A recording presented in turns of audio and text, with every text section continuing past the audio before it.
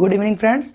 पिछला लेक्चर अभी हम लोगों ने पढ़ा आयोनाइजेशन पोटेंशियल क्या होता है, काफ़ी कुछ हमने जाना और वन बाय वन हम लोग पीरियोडिक टेबल से जितने भी टॉपिक हैं उन सबको हम लोग कवर करेंगे। तो आज का जो हमारा लेक्चर है वो क्या है, एटॉमिक साइज़, आयनिक साइज़ या एटॉमिक रेडियाई। तो देखते हैं होता क्या है। बहुत ही ज़्यादा क्वेश्चन यहाँ से आते हैं कंपटीशन में भी, बोर्ड एग्जाम में भी, तो उन सभी क्वेश्चन को भी हम लोग वन बाय वन सॉल्व करेंगे। ठीक है, आइए देखते हैं एटॉमिक साइज़। एटॉमिक साइज़ क्या है, सबसे पहले हम ये जानते हैं। ये होता है न्यूक्लियस, यहाँ पे प्रोटॉन और न्यूट्रॉन होते हैं, और ये होते हैं सेल होते हैं। तो सबसे आउटर मोस्ट सेल ये वाला हुआ, यहाँ पे इलेक्ट्रॉन ऐसे ऐसे फिलअप रहते हैं। तो न्यूक्लियस से आउटर मोस्ट सेल तक की जो डिस्टेंस है, इसी को हम क्या कहते हैं, एटॉमिक साइज़। किसी गैसियस न्यूट्रल एटम के न्यूक्लियस से उसके आउटर मोस्ट सेल तक की जो डिस्टेंस होती है उसको हम क्या कहते हैं, एटॉमिक साइज़ या एटॉमिक रेडियाई, यानी हम इसको क्या कहते हैं, AR।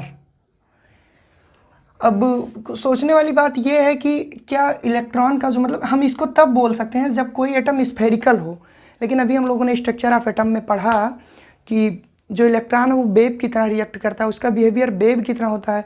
तो एक वेव तो हमेशा ऐसे ऐसे चलता है, ऐसे ऐसे, ना कि एकदम स्फेरिकल में।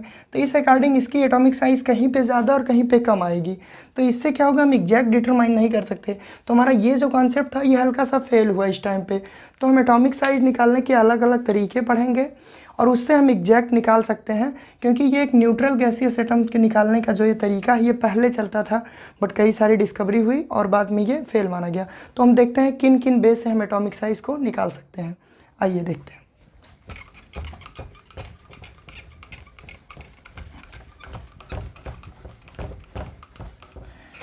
फिर भी एक बार हम देख ले रहे हैं कि एटॉमिक साइज़ की डिफिनीशन क्या होती है। अगर आप लोग लिखना चाहें तो लिख सकते हैं कि distance between nuclei to its outer most shell is known as atomic size और एटॉमिक रेडियाई। ओके, आगे देखते हैं हम लोग किन किन मेथड से हम एटॉमिक रेडियाई निकाल सकते हैं। इसके लिए हमारे पास 4 मेथड है, ध्यान दीजिएगा। पहला मेथड है हमारा कोवैलेंट,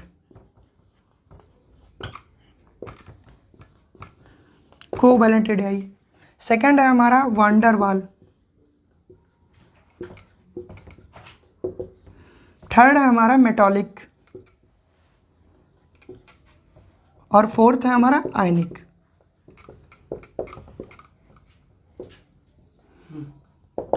तो होता क्या है कि हम लोग जैसे अभी बता रहे थे आपसे कि कई सारे तरीके हैं, ये तरीके भी हैं और एटॉमिक रेडियाई के टाइप भी हैं।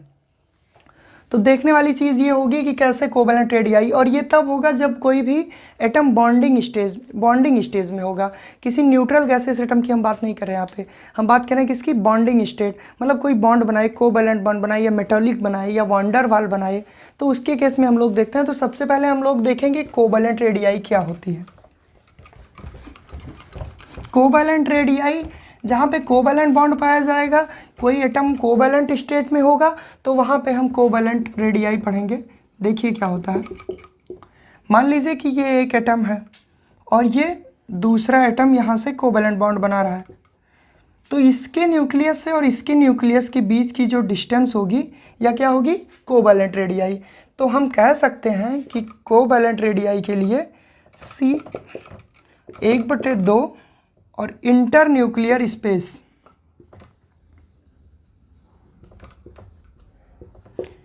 यानी दो एटम के बीच की जो भी न्यूक्लियाई डिस्टेंस होगी वो क्या होगी, कोवैलेंट रेडियाई।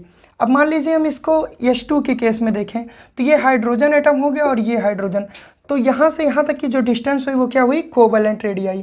तो यहाँ से हम जान सकते हैं कि बॉन्डिंग स्टेट में कैसे हम रेडियाई को डिटरमाइन कर सकते हैं।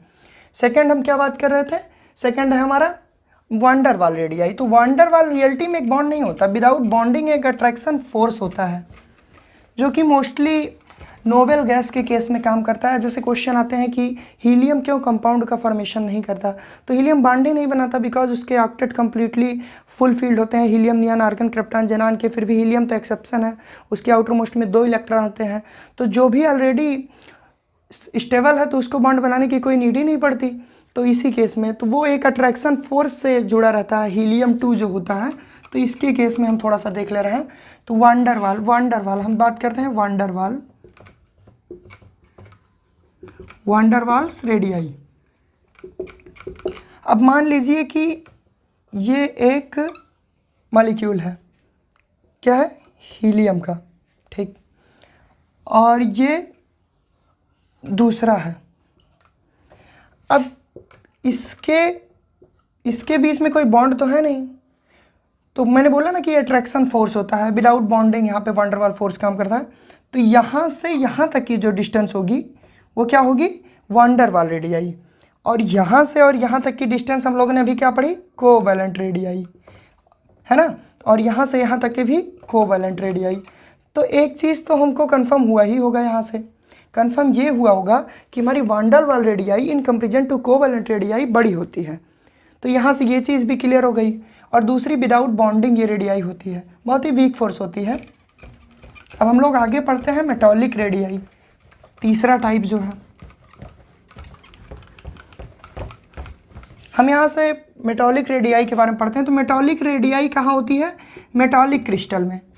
मेटॉलिक क्रिस्टल में यानी कि जहाँ पे मेटॉलिक बॉन्ड पाया जाता है वहाँ पे दो एटम के न्यूक्लियाई के बीच की जो डिस्टेंस होती है उसे हम क्या कहते हैं, मेटॉलिक रेडियाई। तो बहुत ज़्यादा डिस्क्रिप्शन की ज़रूरत है नहीं, जैसे हम लोग अभी पिछले पढ़ लिए वान डेर वाल्स और ये, उसी के बेस पे हम समझ लेंगे।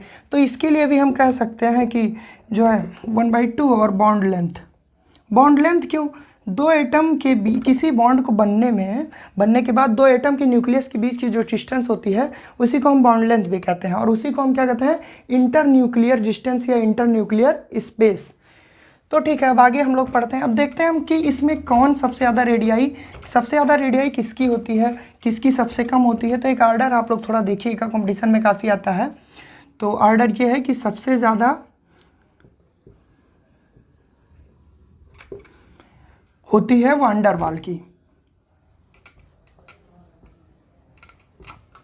और सबसे कम होती है कोवैलेंट की।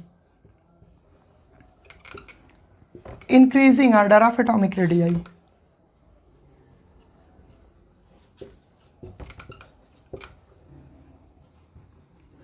यानी एक चीज़ यहाँ से क्लियर हो गई कि सबसे ज़्यादा रेडियाई किसकी होती है, वान डेर वाल्स की, because it is not a bond, it is only attraction force. और उसके बाद मेटॉलिक की, और उसके बाद कोवैलेंट की। कोवैलेंट में होता क्या है कि पूरी तरह से ओवरलैपिंग हो जाती है और एक दूसरे के बहुत ही ज़्यादा क्लोज आ जाते हैं एटम। तो हम ये पढ़ चुके हैं। अब हम लोग पढ़ते हैं चौथा, हमने बताया आयनिक साइज़। आयनिक साइज़ क्या होती है। अब आयनिक साइज़ क्या होती है, आप लोग जानते होंगे, किसी आयन के न्यूक्लियस से आउटर मोस्ट सेल तक की जो डिस्टेंस होती है उसको हम क्या कहते हैं, आयनिक साइज़। यहाँ से क्वेश्चन बहुत ज़्यादा आते हैं। यहाँ से क्वेश्चन ये आते हैं कि आयनिक साइज़ क्यों, कैटायन की आयनिक साइज़ स्मॉल होती है, क्यों एनायन की साइज़ पेरेंट्स एटम से बड़ी होती है। तो ये सभी चीज़ें हम लोग पढ़ते हैं। तो आइए हम देखते हैं आयनिक साइज़ कैसे क्या होता है। क्वेश्चन आता है कैटायन की आयनिक साइज़ ऑलवेज पेरेंट्स एटम से स्मॉल होती है, और क्या होता है, एनायन की जो होती है वो पेरेंट्स एटम से बड़ी होती है। तो ये भी क्वेश्चन ये आप लोग नोट कर लीजिएगा क्योंकि बहुत ज़्यादा इम्पॉर्टेंट है, और यहाँ से लगभग हर बार क्वेश्चन आते हैं। क्वेश्चन क्या आते हैं हम आपको ये भी बता दे रहे हैं, इसको आप लोग नोट कर लीजिए। क्वेश्चन आते हैं कि सोडियम प्लस की साइज़ क्यों सोडियम से छोटी होती है। ऐसे क्वेश्चन हमको देखने को मिलते हैं। तो हम क्यों होती है इसके हम एक्सप्लेनेशन देंगे। मैंने अभी भी बताया कि किसी भी कैटायन की एटॉमिक साइज़ या आयनिक साइज़ उसके पेरेंट्स एटम से कम होती है। क्यों कम होती है, क्योंकि यहाँ पे नंबर ऑफ इलेक्ट्रॉन 10 बचे हैं और यहाँ पे 11। अब नंबर ऑफ इलेक्ट्रॉन कम है तो न्यूक्लियर चार्ज इंक्रीज़ करेगा, और न्यूक्लियर चार्ज इंक्रीज़ करेगा तो साइज़ कॉम्प्रेस्ड होगी, और due to construction of size it size become decreases.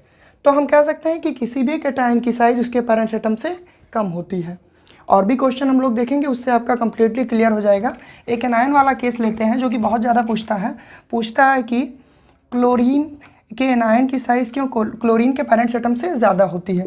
ये भी क्वेश्चन बहुत ज़्यादा है। तो यहाँ भी वही केस है, क्योंकि इसमें नंबर ऑफ़ इलेक्ट्रॉन ज़्यादा हो जाते हैं और न्यूक्लियर चार्ज कम हो जाता है। जब न्यूक्लियर चार्ज कम होगा, इलेक्ट्रॉन दूर दूर रहेंगे तो एटॉमिक साइज़ बढ़ेगी, कॉमन सी बात है। और साइज़ बढ़ेगी तो वही चीज़ हम यहाँ पे लिखी कि पेरेंट्स एटम से एनायन की साइज़ ज़्यादा होती है। अब हम लोग देखते हैं कि कैसे आइसो इलेक्ट्रॉनिक के केस में क्वेश्चन बहुत ज़्यादा आता है कि 4 आइसो इलेक्ट्रॉनिक स्पीसीज दे देंगे और पूछ लेंगे कि किसकी ज़्यादा है, किसकी कम है, या डिक्रीजिंग आर्डर या इंक्रीजिंग आर्डर। तो मान लीजिए हम बात करते हैं किस केस में, आइसो इलेक्ट्रॉनिक। अब देखिए Na+, Mg2+, Al3+, सिलिकॉन 4+। अब इसमें पूछ लेता है कि right the decreasing order of atomic size, right the increasing order. तो कैसे हम लोग लगा, अभी हमने बात की कि कैटायन की साइज हमेशा पेरेंट्स एटम से कम होती है, तो कॉमन सी है। ये कौन सा ऑर्डर है, डिक्रीजिंग ऑर्डर, डिक्रीज हो रही है साइज, क्या हो रही है, डिक्रीज हो रही है, यानी सबसे ज़्यादा साइज इसकी होगी।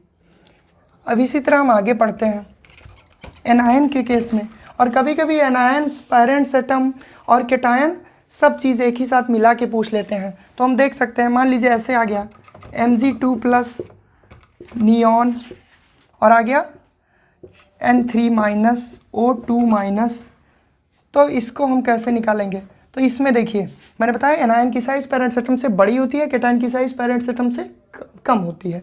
तो देख लीजिए, यानी इसमें सबसे ज़्यादा किसकी होगी, सबसे ज़्यादा एनायनिक ये है, तो N3- की सबसे ज़्यादा, उसके बाद O2-, उसके बाद सोडियम प्लस, उसके बाद Mg2+। क्यों, क्योंकि सबसे ज़्यादा न्यूक्लियर चार्ज इस पे है, सबसे ज़्यादा कॉन्स्ट्रक्शन साइज की इसमें होगी और सबसे ज़्यादा कॉम्प्लेक्स ये होगा। तो हम कह सकते हैं कि ये ऑर्डर हुआ हमारा आयनिक साइज का। और ऐसे क्वेश्चन बोर्ड एग्जाम में भी, कंपटीशन में भी ऑल टाइम आते रहते हैं।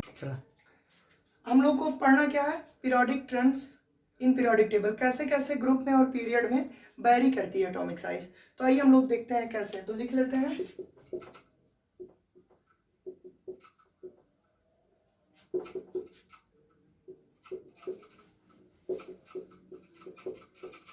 पर्टिकुलर। हम लोग पहले किसमें बात करेंगे हम लोग ग्रुप में, यानी टॉप टू बॉटम।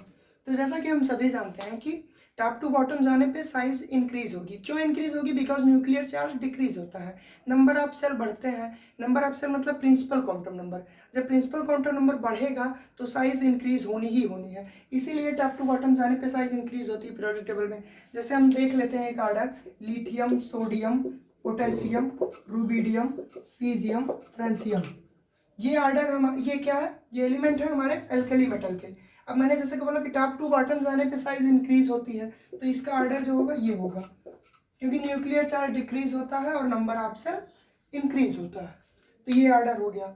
और ये सबसे ज़्यादा इलेक्ट्रोपॉजिटिव भी होते हैं। क्यों इलेक्ट्रोपॉजिटिव होते हैं, साइज बड़ी है, इलेक्ट्रोपॉजिटिव करेक्टर होना ही होना है। अब हम लोग दूसरा देखते हैं कि पीरियड में कैसे वेरिएशन शो होती है। तो हम लोग ग्रुप में देख लिए, अब देखते हैं किसमें, पीरियड में। क्योंकि पीरियड में नंबर ऑफ सेल जो है ऑलवेज इक्वल रहता है। मान लीजिए हम बात कर रहे हैं कि boron, carbon, nitrogen, oxygen, fluorine की, इसमें नंबर ऑफ सेल जो है वो 2 ही रहेगा, यानी प्रिंसिपल क्वांटम नंबर कितना रहेगा, 2 रहेगा। अब देखिए इसकी बात करें तो लेफ्ट टू राइट जाने पर साइज डिक्रीज होती है। लेफ्ट टू राइट जाने पे साइज इसलिए डिक्रीज होती है क्योंकि न्यूक्लियर चार्ज इंक्रीज होता है, और न्यूक्लियर चार्ज इंक्रीज होने पे न्यूक्लियर अट्रैक्शन बढ़ता है और साइज कॉम्प्रेस्ड हो जाती है। और हम सभी जानते भी हैं कि हाइड्रोजन जो होता है मोस्ट इलेक्ट्रोनेगेटिव एलिमेंट होता है पीरियोडिक टेबल में, और इस वजह से उनकी साइज जो है डिक्रीज होती है। तो यहाँ से एक कॉन्सेप्ट और आया कि साइज जितनी बड़ी होगी इलेक्ट्रोपॉजिटिव करेक्टर उतना ही ज़्यादा होगा। अब हम बात करते हैं कि पूरे पीरियोडिक टेबल में एल्कली मेटल सबसे ज़्यादा बड़ी साइज शो करता है। क्यों, क्योंकि सबसे ज़्यादा इलेक्ट्रोपॉजिटिव भी होता है। तो अगर हमसे कोई पूछे कि आपके अकॉर्डिंग लगभग सबसे ज़्यादा इलेक्ट्रोपॉजिटिव करेक्टर है, एटॉमिक साइज किसकी बड़ी होनी चाहिए, तो हम कह सकते हैं कि वो एलिमेंट जो लेफ्ट साइड में बॉटम में स्थित है वो क्या होंगे, सबसे ज़्यादा बड़ी साइज शो करेंगे। तो हम लोगों ने अभी देखा कि एटॉमिक साइज में ट्रेंड्स क्या है, कैसे कैसे वेरिएशन हो रहा है। हम लोगों ने पढ़ा आयनिक साइज क्या है, कितने टाइप के एटॉमिक साइज हैं, कैसे डिटरमाइन कर सकते हैं। तो और अगला लेक्चर जो हम लोगों का होगा वो होगा इलेक्ट्रॉन अफिनिटी पे। ठीक है, थैंक यू आप सभी का।